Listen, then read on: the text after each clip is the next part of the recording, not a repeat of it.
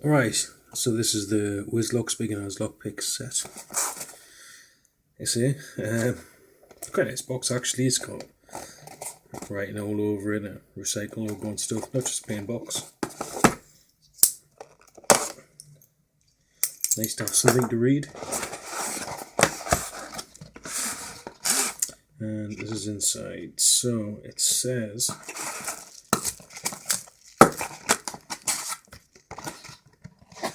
on here, a set of 9 lockpicks, which are these, obviously.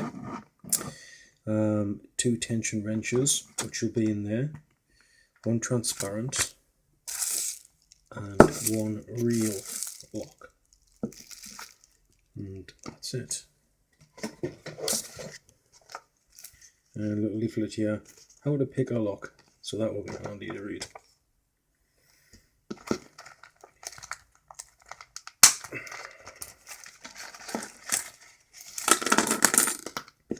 Right, well, I don't really know much about lockpicking. This is new to me, but I do know that's a tension wrench. So I'm guessing that's the other tension wrench there. And then 1, 2, 3, 4, 5, 6, 7, 9. And that's your 9 lockpicks. And they're all kind of different. And that's kind of squiggly lines. Most of them just kind of got like a bent end, really. A bent end. You know what I mean. And a transparent lock.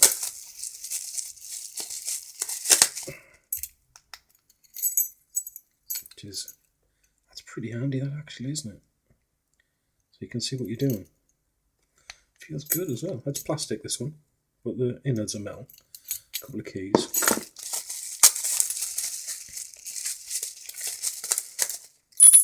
And a real lock.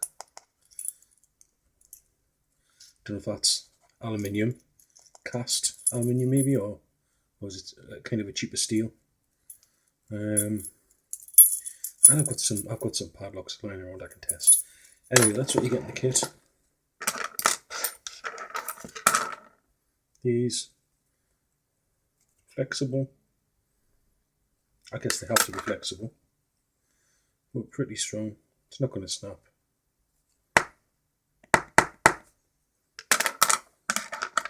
They're numbered as well. Got numbers on them. So I don't know if that number is going to refer to something somewhere else. Doesn't appear to. It may be a universal thing. Well, that's the kit. Looks pretty good. And I just need to give it a try now. Right, folks. Well, in the blink of an eye, we've flashed onto a new video, but actually a little bit of time has passed. I've picked this lock, the beginner's lock, and that took about 5 minutes. And I've picked this lock as well, which came with it, and that took me about 15 minutes. I've also done a little bit of reading up on the internet to find out more about the lockpick kit and the tools. Essentially, seems to be 2 basic methods. It's a very advanced skill if you look into it, but there seems to be 2 basic methods. One is called raking, and you would put some tension on the lock, the tension bar, like so. And then you would insert a rake. Now this kit doesn't come with it, well, it comes with this. Squiggly sideways rake, but that does not fit into this lock. Does not work with this lock. I think that's for dimpled padlocks, I believe. So you put inside of a rake, which I guess if you look at a normal pick, a rake would be up and down like an S, like a snake shape, and you would insert that into there, and then just run it up and down really quickly while varying the tension, and then just through trial and error you would get all of the pins to lock into place. That seems to be the quickest way to pick locks, but you don't get any rakes with this. I don't know how good the technique is on more advanced locks, but there's no ricks here, there's just picks, and there's no one particular pick per lock. From what I've read, it's a case of just starting with a standard hook, something like this, and trying that, and it's a fairly short hook on the end.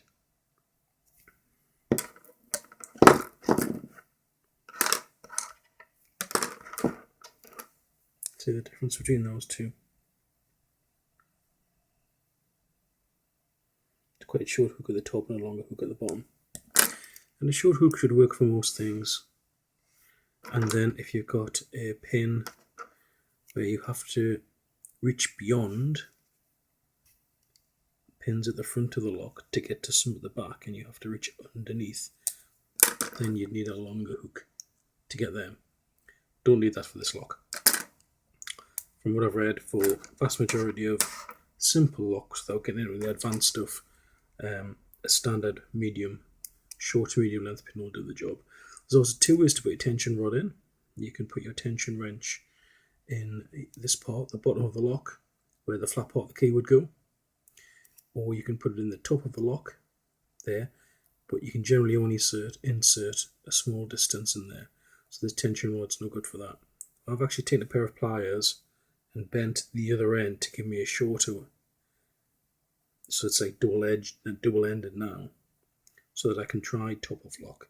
Because the advantage with top of lock is you have a lot more room in here now, in the keyway, to insert your pick and move it about. Whereas when you're in bottom of lock, your pick is restricted because you've got the tension, that length of the tension rod in there. Anyway, without any more messing about, the idea is, this is obviously not going to work on camera, even though it's Murphy's Law, it works every other time. I'm just picking the number 3. I'm not going to bother with any of these others. Or I might change to the number 2, because I think it's got a slightly smaller end on it. But number 3. So tension rod's in, and just a tiny bit of tension with the finger. And that's just so that when you push the pins up, they will bind into position just by friction. So you don't want to press too hard. And then there's a case of finding there are 1, 2, 3, 4, 5. There are 6 pins in this lock, which is quite a lot. You're generally going to get 4 or 5 pins in a lock from what I've read. And the 6 pins in this lock, but obviously you can see them all, which is not normally the case. And normally it would be a case of just using feel and use your hearing to work out which order the pins will lock, because down to manufacturing tolerances, some of the pins will be slightly fatter or slightly thinner than the others. On a very, very small scale, of course. But those are the ones, the fatter ones, the ones which have a snugger fit in their barrel, are the ones which are going to bind the quickest when you try and physically turn the lock. So it's a case of finding which order they bind in, following that order, so that they bind one at a time, and then you can turn the lock. You can't just stick this in and wiggle it about and hope for the best, and that may get the results. But if you want to pick it properly and you want to do it right every time, it's finding that order. Now in this lock, the order seems to be 4, 5, 6, 3, 2, 1. 1 being the pin nearest the open end, the front, I think it's called. So let's give it a go anyway. I haven't done this a lot, I've only done this a couple of times, so please bear with me while I try and concentrate.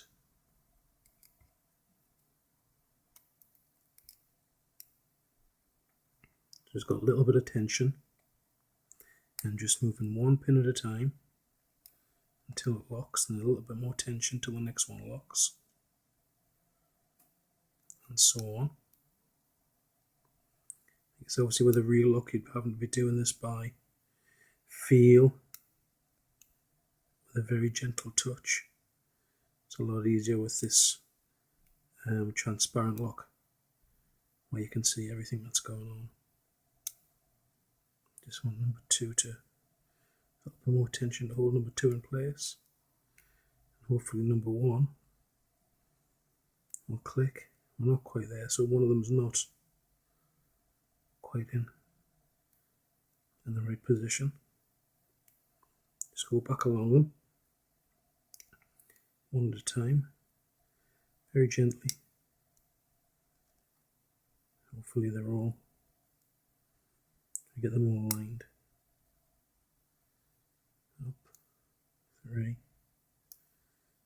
4, 5, 6, 3, 2, and oops.